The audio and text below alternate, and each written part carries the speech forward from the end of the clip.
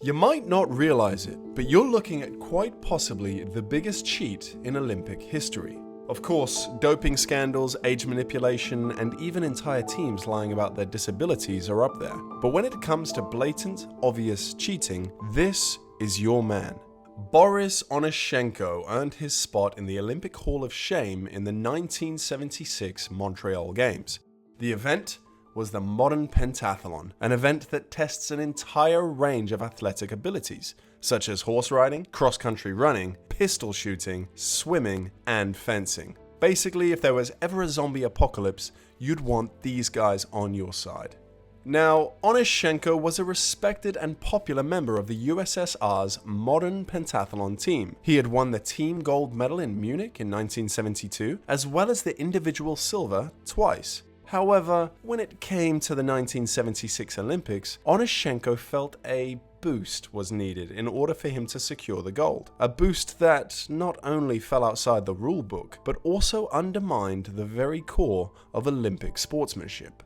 During his fencing bout against Britain's Adrian Parker, Onishchenko seemed almost magical with his épée, which is the sword they use in fencing. He would score points without even touching his opponent. Was he really that fast? Were his skills so smooth and motionless that only electronics could register his direct hits? Or was there some form of tomfoolery afoot?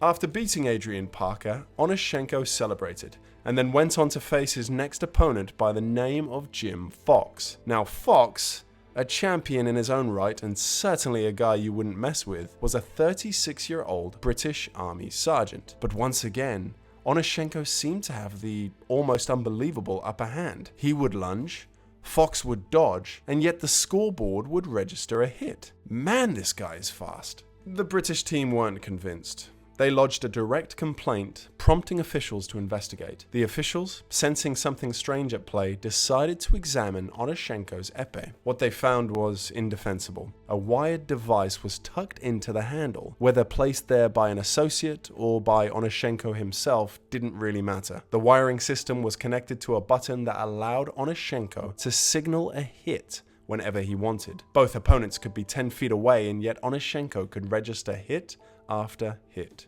Upon this discovery, Onishchenko was immediately disqualified, and despite his appeals, he was sent packing from the games, with his épée between his legs. And for the British team, they went on to win the gold medal. Stained with dishonor, Onishchenko went to collect his things at the Olympic Village, and it was here that he was tormented by other athletes, labeling him as a coward and even threatening to throw him out of the window.